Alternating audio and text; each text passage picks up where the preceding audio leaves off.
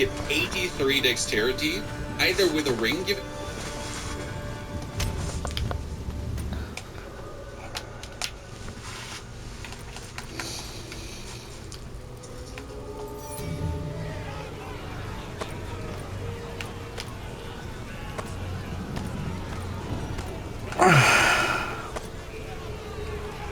Ranger! An outcast! Lurking among...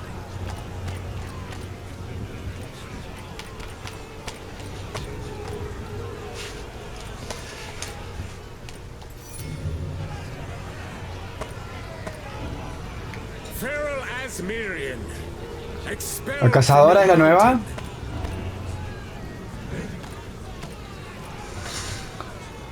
¿Cuál es la nueva? ¿La cazadora? Feral Asmirian.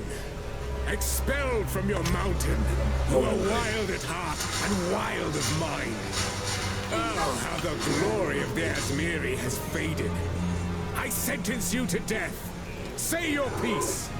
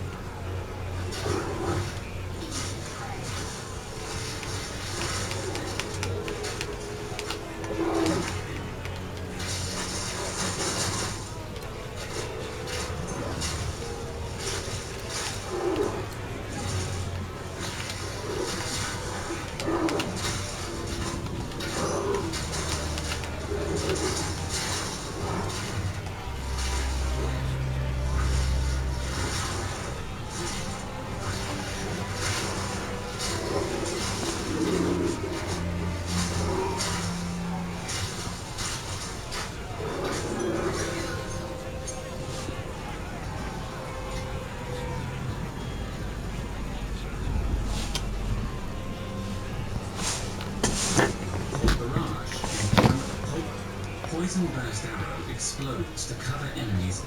Lightning rods stick into the ground after impact. Any chaining lightning skills, such as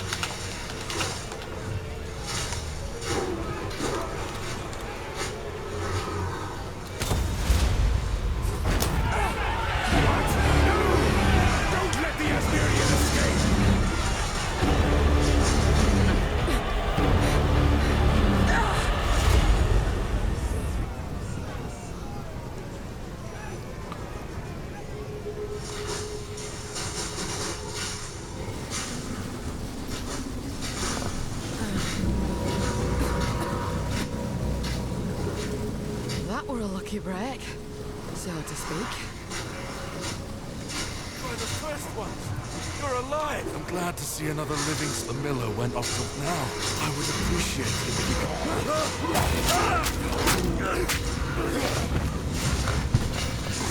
Clear, Fel. Find the miller. The wrath in here is stronger than I dared imagine. Your journey won't be easy. But you must go. Because winter is coming.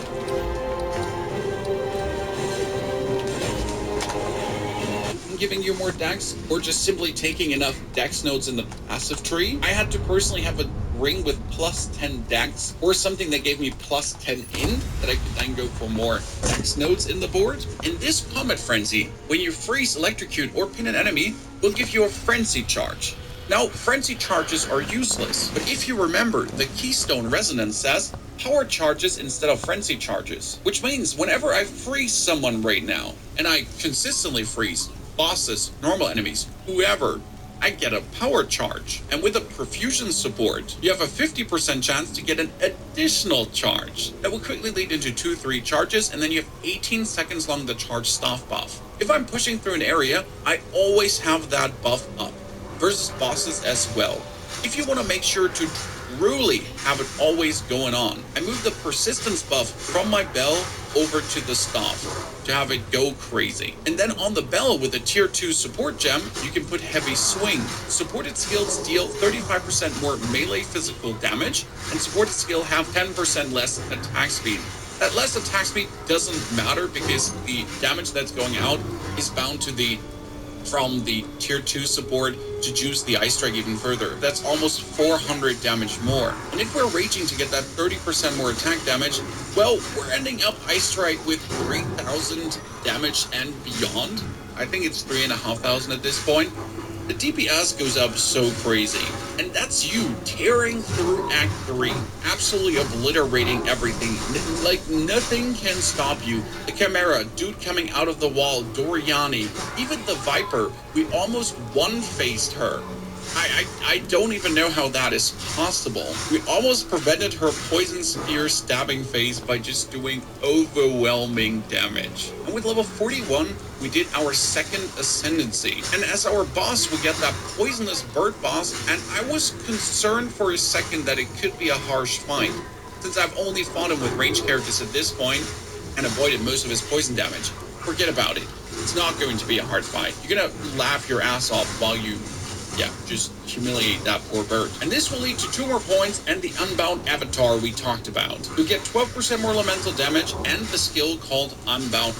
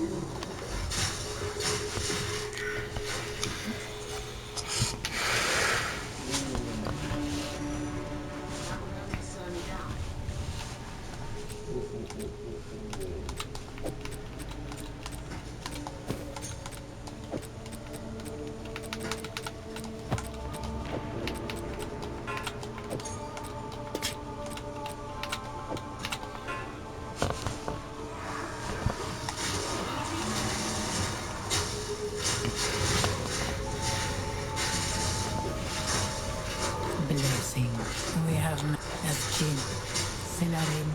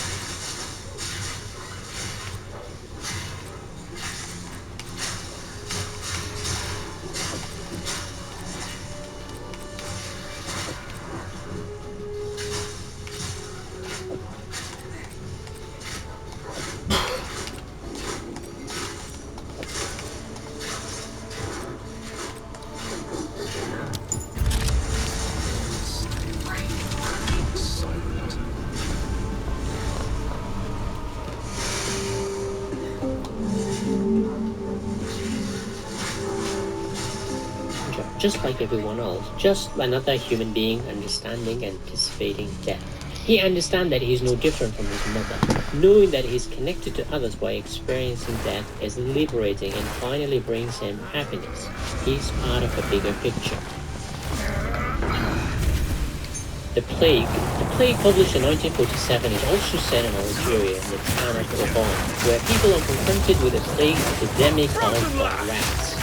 It's a bit of a Kafkaesque novel about how individual humans are at the mercy of their fate and society and how death is cruel and random. The novel starts with scores of dead rats appearing on the streets of Oran. Then the first human death and soon more deaths follow. There's panic, but the authorities try to downplay the seriousness of the situation. Once the death toll rises, the town gates are closed. Nobody can come in or get out, turning the city into a giant prison. How do people react? When life is good, everyone is good. When things go south, the real people come out. Some characters, like the doctor, genuinely try to help people, while the priest uses the opportunity to spread his religious belief by blaming people's sins for the plague. Criminals get rich by finding underground routes, smuggling people in and out of town. You throw a plague at them and humans use the situation to benefit themselves. Except the journalist, who is ironically a stranger, a visitor in town, so he tries to escape the city to see his wife. When he gets the chance to escape the fire, he cannot bring himself to see others suffer, while he can be free. He is the polar opposite of Merceau. He realized that his own happiness would be tainted if others aren't happy. So by him staying in town, Camus shows a glimpse of humanity, a light at the end of the tunnel kind of hope. As time passes, things get worse. People who try to flee town are shot dead. People are physically and psychologically exhausted. After almost a year, things improve. But the town has changed forever, and those who survived the plague are no longer the same people. In the plague, Camus looks at the relationship between the individual and the collective. Is society a bunch of individuals, or are we connected on a deeper level? Can we be individually happy when we see others suffer? The novel is an allegory of the German occupation of France in 1940. Just like the danger of Nazism, when the town gets the news of the plague, first they ignore, but by the time they realize, it's too late. Germany has occupied France, and the plague has taken over the town of Provence. Individual French people could lead a happy life if they fled France or accepted or collaborated with the Germans. However, Camus says that individual happiness is somewhat shameful because of profoundly deeper connection between humans. Self-sacrifice is deeply embedded in nature. Parents sacrifice for their children, soldiers for their country. When life is peaceful, we forget this. But when we face a real trial, we rise up to the challenge and find that there is greater purpose in saving our own lives. At the beginning, the plague turned saints into sinners and sinners into saints. But as time passed, the queen rose to the top. Camus shows that we are not static human beings, but human becoming, as Nietzsche said. Our circumstance dictates a lot of what we are, but at the core we cannot be happy when we see others bleed. This only comes at the time of crisis. When peacetime, we bicker over petty things, but when there's a genuine social crisis, some rise up to become greater than themselves. A moment of respite. The Fall, published in 1956, The Fall is the last complete novel by Albert Camus. The story is a confession of a fallen judge, set not in warm Algeria, but in the cold of Paris and Amsterdam. Clémence is a lawyer in Paris. He is at the top of his game. He has got money, fame, and power. But one night, he witnesses a woman commit suicide by jumping into the river. He does nothing to stop or intervene. He goes home and forgets it. Days go by, then weeks, then months and years. But the incident has left a dent in him, a hole in his soul or being. Despite his best effort to forget it, he feels something inside. Every time there's a negative incident happening to him, he goes back to that moment. A kind of superstition, like a cancer cell, grows inside him, and all the negative things that happen to him can be attributed to his failure to do the right thing that night, helping the woman. It gets to the point that he questions himself. His whole life has been nothing but selfish. Every good deed he has done has been for his own selfishness. Not only that, he also wanted to inflict terrible things onto others. At least he thought about inflicting pain onto others. His shiny surface life hides a sinister and dark hidden side where he's nothing but a terrible person, just like in Oscar Wilde's novel The Picture of Dorian Gray. Upon realization, his old shiny castle of himself crumbles inside him. He stops working, soon he can no longer keep it. Tolstoy said, disillusioned men join wars. He considers joining the French resistance against the German, but sees no point in that. He decides to flee Paris for London, but takes a bizarre Ceylonese route through North Africa where the issue of religion and God come into focus. But despite him concluding that God is truly dead and life is truly meaningless, he comes to a deeper realization that to be human in modern time is to be, you guessed it, guilty. Yes, a modern man is always condemned to be guilty. It's nothing to do with the religion or God. It comes from within. That's where the novel ends. On the outside, he lived a successful life, but it was his own deeper psyche that turned against him, just like in Dostoevsky's Crime and Punishment. Raskolnikov's own inner torment forced him to confess that sealed his fate. The guilt of not saving the woman, our hero is forever condemned to feel guilty. You only get one chance in life. Such is the cruelty of existence. One mistake will follow you for the rest of your life, like some dark shadow. I think the novel shows Camus' own struggle with women. He was married but also had affairs which must have made him feel guilty. Nature has dealt men a bad but extremely horny card. Two sacks producing millions of sperms daily who want to get out, and once they're out you have to deal with the consequences, the guilt that comes after. Here's a quote. I simply took refuge among women. As you know, they don't really condemn any weaknesses. They would be more inclined to try to humiliate or disarm our strength. This is why woman is the reward, not of the warrior, but of the criminal. She is his harbor, his heaven. It's in a woman's bed that he is generally arrested. Is she not all that remains to us of earthly paradise? In The Stranger, Camus' protagonist, Merceau, was guilty of killing someone, but also not for crying at his man's funeral. But in The Fall, the protagonist is guilty not for his action, but for his inaction. So, to be or not to be, or to do or not to do, either way you're doomed. So not only we are guilty for what we do, we're also guilty for what we do not do. Now I'll discuss two of his most famous essays. The Myth of Sisyphus. The Myth of Sisyphus is a philosophical essay by Albert Camus published 1942 in which he introduces his philosophy of absurdism. Sisyphus was a Greek titan who was condemned to push a boulder up a mountain. The boulder would fall down and he would have to go back down and push it up the mountain. A process he repeats forever without any hope of change or stop, showing the futility and absurdity of life. Absurdism simply means we humans seek meaning or purpose in life, but the universe has no answer for it. Since there is no meaning to be found outside, ending one's life is the only logical conclusion. If life has no meaning, then why live? But being human, the kind of creature we are not satisfied with absurd. So according to Camus, we have Haciendo la three prueba. options. One, to find freedom by La prueba dice, ¿qué más? manufacturing hope, like Dostoevsky or Franz Kafka's novels. That this manufactured hope goes against the absurd, which in essence negates future hope. The second option is to revolt and conquer power, wealth, or territory, but unfortunately they don't last very long. Just as you gain them, they can also be taken away. The third option is passion, with a full life, but it too is temporary and fleeting. Camus' ultimate answer is to understand and accept the absurdity of life like Sisyphus. Every time he goes down to get the boulder, he understands the futility of his life, but he accepts it. He doesn't stop, but he pushes the boulder for eternity. Life in essence is absurd, contradictory, and futile. But for that absurdity, contradiction, and futility to exist, human life is necessary. In other words, because life is absurd, it gives us the impetus to continue living. The alternative would be a religious view of the afterlife and heaven, which negates this life as meaningless. As I said earlier, babies go straight to heaven, then this life is not worth living. So Camus argues that the absurdity of this life makes it even more worth living.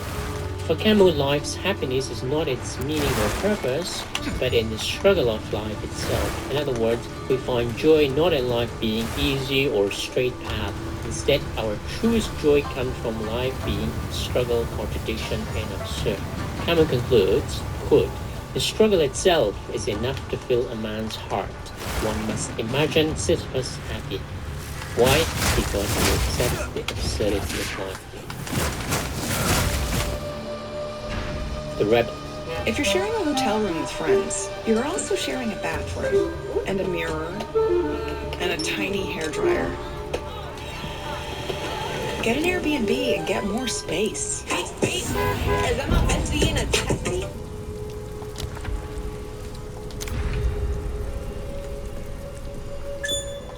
It's time for you to get your reading superpowered. So stop straining your eyes and start listening to stuff. The Rebel is another philosophical essay by Albert Camus, published in 1951. Here too, Camus tries to answer the inherent injustice of the world.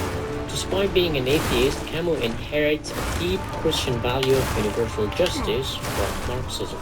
I've said this before, Marxism is a materialist reinterpretation of Christianity, as they both emphasize a future utopia with universal equality and justice. So in this essay, Camus tries to bridge the huge gap between Marx and Nietzsche. Marx argued that material inequality is the root cause of all social evils. So we must rebel to correct this by creating a just and equal society where everyone has equal share of the material resources. Nietzsche, however, argued, forget about injustice and equality. We need a hierarchical society that allows geniuses to flourish and be creative. For Nietzsche, an egalitarian society punishes geniuses and stifles creativity. For Nietzsche, because nature is highly unjust, it allows creativity to flourish. Marx wanted to tame nature and society, and Nietzsche, however, wanted to celebrate wild creativity of nature and individual freedom. Towards the end of his life, Camus moved closer to Nietzsche as he was disillusioned with the Marxist revolution that suppressed freedom. But at the same time, he was deeply concerned about social injustice and equality. He says, the true rebel is not the person who conforms to the orthodoxy of some revolutionary ideology, but a person who could say no to injustice.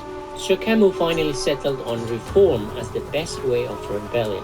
In other words, Camus wants evolution, not revolution. Marxists, for the most part, failed to fully grasp human evolutionary biology. So to make a revolution successful, brute force was used to bend the human will with some disastrous consequences, killing and imprisoning millions.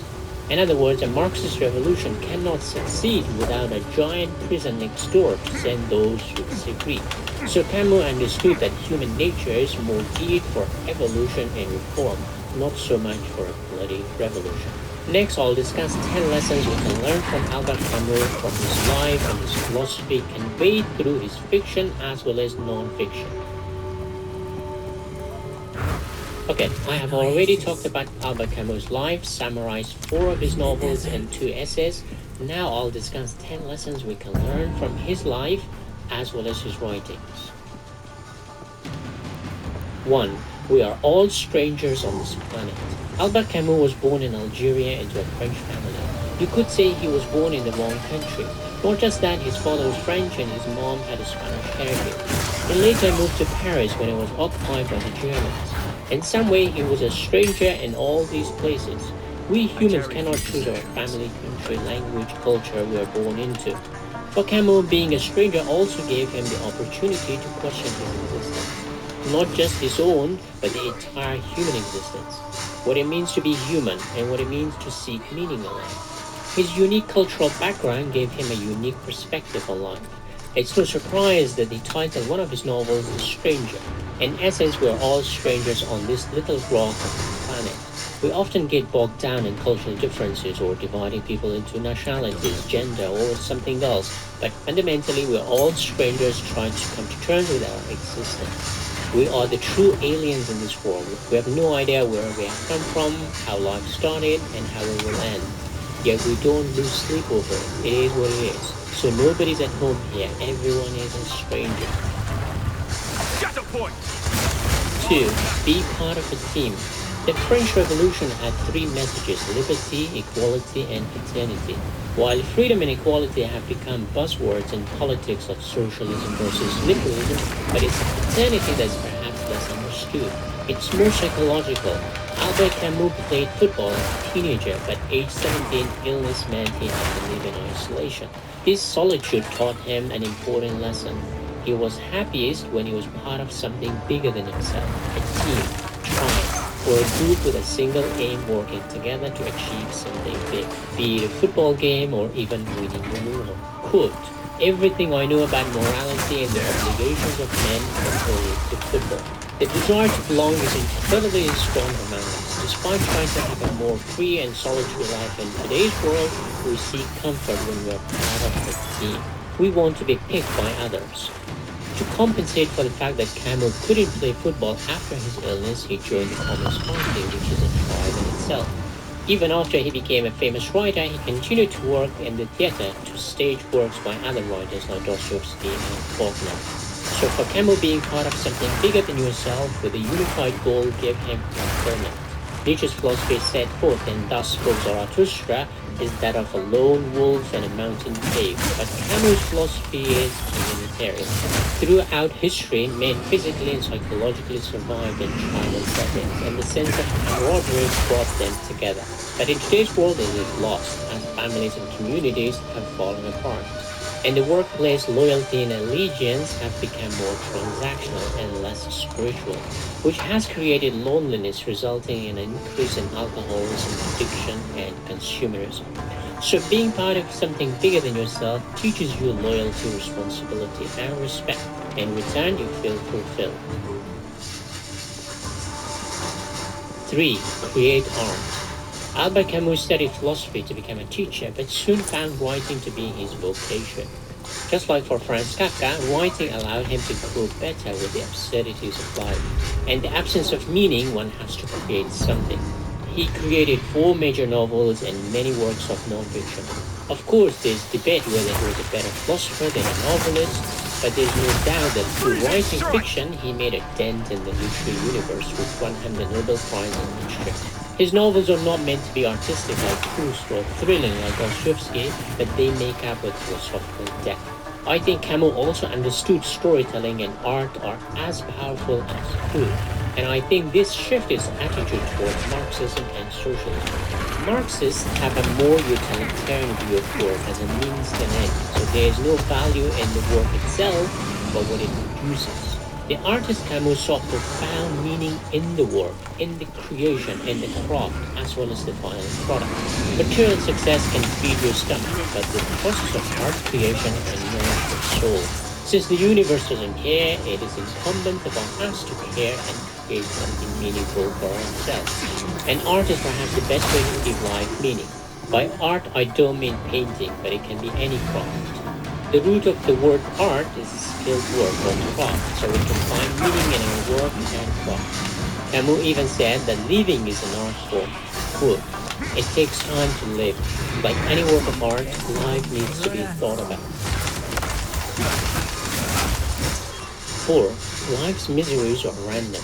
Albert Camus supposedly said that dying in a car accident is the most absurd death. Yet that's precisely how he died. This is not unique in this case. A lot of famous novelists have died in ironic ways. 2 of the most famous Russian writers, Alexander Pushkin and Mikhail Lermontov, died in a duel which they had fictionalized in their own novels. Nikolai Gogol went mad, which we had written about in the short story Madman's Diary. But what's interesting in Camus' case is that he understood that life is for the most part pretty random.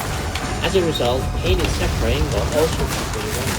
Nobody signs up to be sick. At age 17, he fell ill. As I said before, he had a train ticket in his pocket when he died, and he decided to go by car. When we face hardships, illnesses, tragedies, or accidents, we often question the unfairness of it. Yet that's what life is. It is for the most part unfair.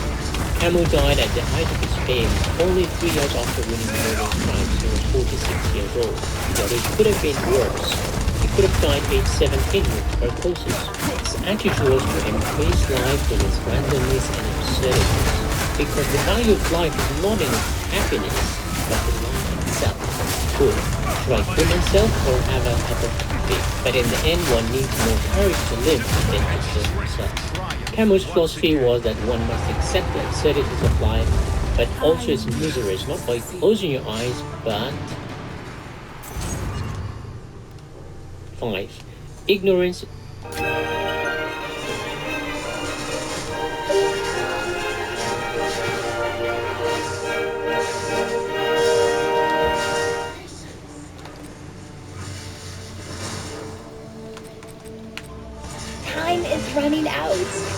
W-2 and file your taxes 100% free now. Plus, get your biggest refund. File free now. Roughly 37% of filers qualify. Simple 1040 returns only. Click for eligibility.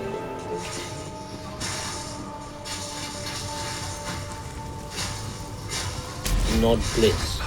Fyodor Dostoevsky and Albert Camus have a lot in common. Unbound Avatar. In this one, it's fine. Edge. And with level 41, we did our second Ascendancy. And as our boss, we get that poisonous bird boss, and I was concerned for a second that it could be a harsh fight. Yeah, just humiliate that poor bird. And this will lead to 2 more points, and you gain Unbound Fury when you inflict an elemental, which gives you 40% more elemental damage. Elemental ailment. We always freeze and we shock. This goes up to a maximum of 100 Unbound Fury, and then you gain yeah, just humiliate that poor bird. And this will lead to 2 more points and the Unbound Avatar we talked about. You get 12% more elemental.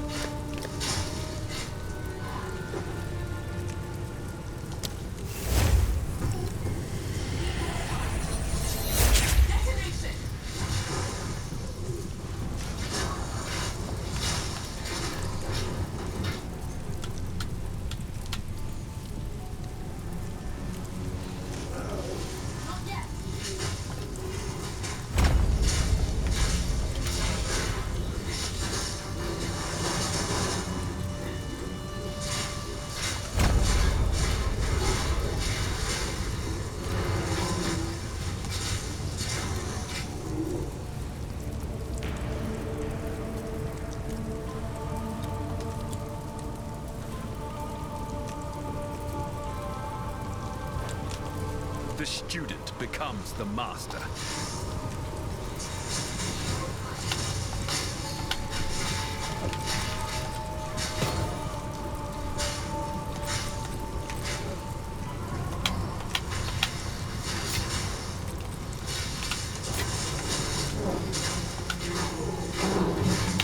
Poison.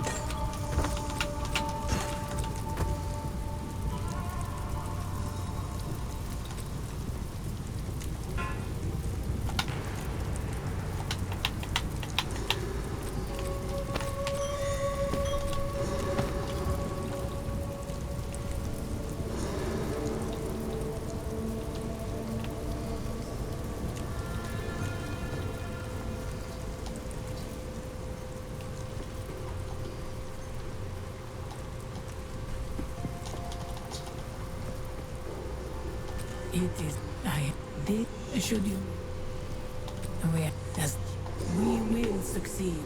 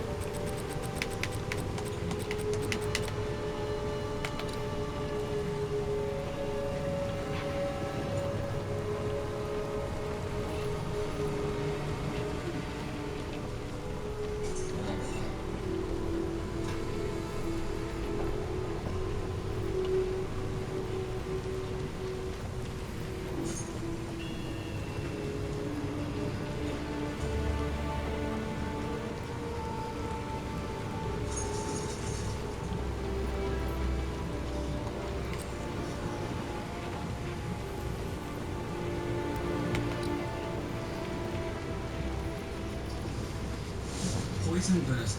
Top gas.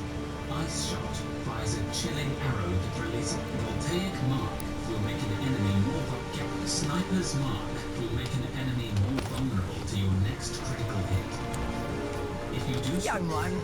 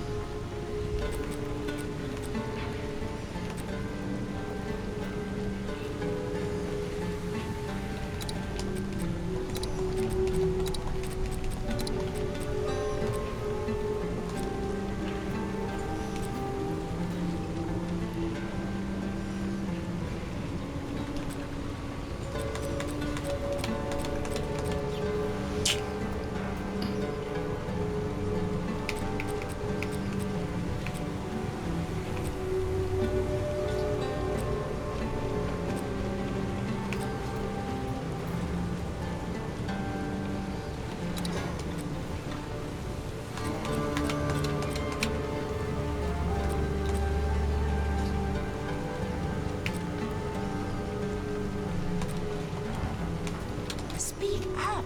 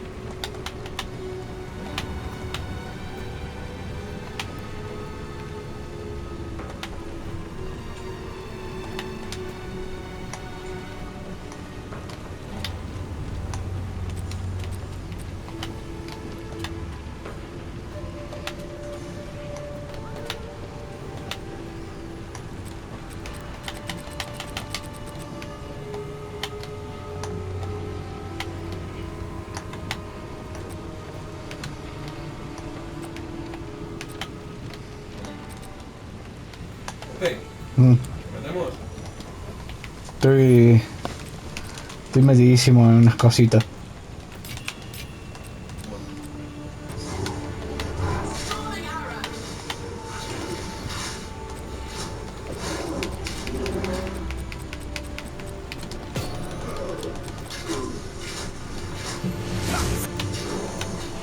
Falling Thunder is a lightning area attack. If you have power charges, this skill will consume them to deal a lot more damage and create projectiles.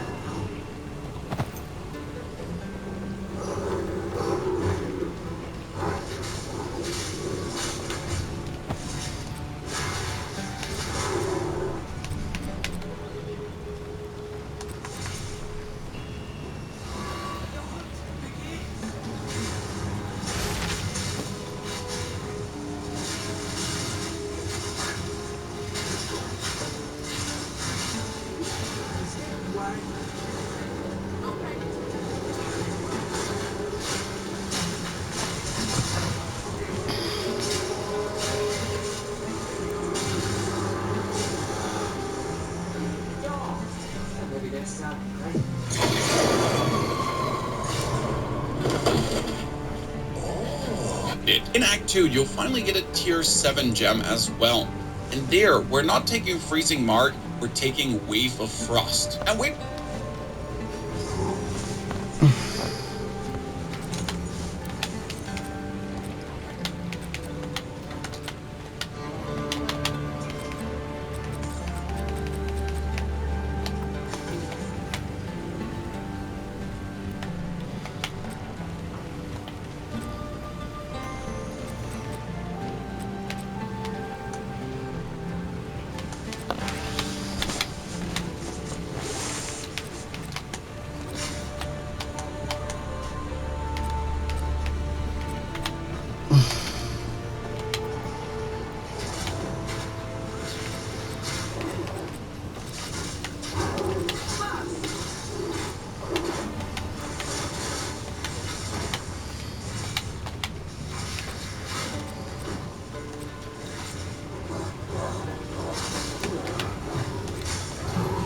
Falling Thunder is a lightning area attack. If you have power charges, in Act 2, you'll finally get a tier 7 gem as well. use Wave of There, we're Frost not to taking dodge backwards freezing and mark, launch a we're cold taking area Wave of attack. Frost. Now, This is very effective for freezing enemies. Use Wave of Frost to dodge backwards and launch a cold area attack. This is very effective for freezing enemies. Use Wave of Frost to dodge backwards and launch a cold area attack. This is very effective for freezing enemies.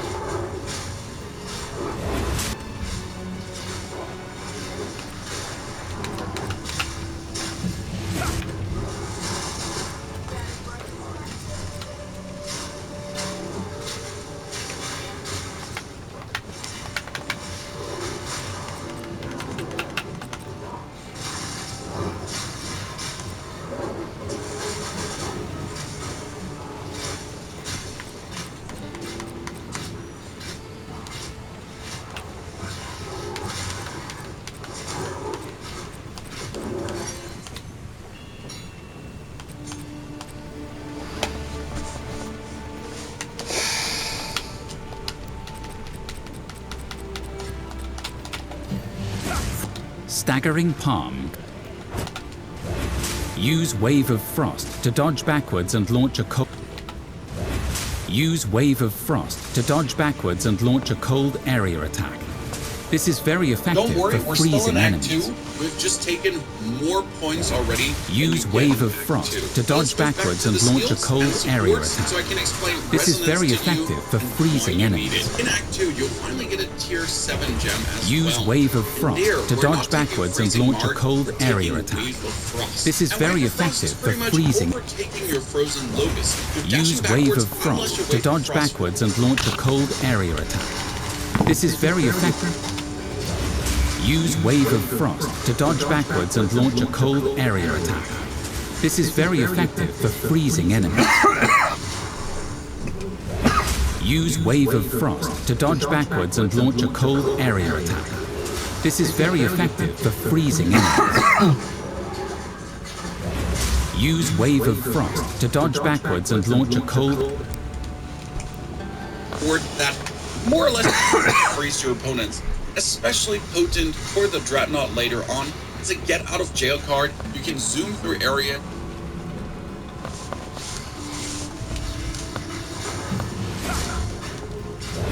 Use Wave of Frost to dodge backwards and launch a cold area attack.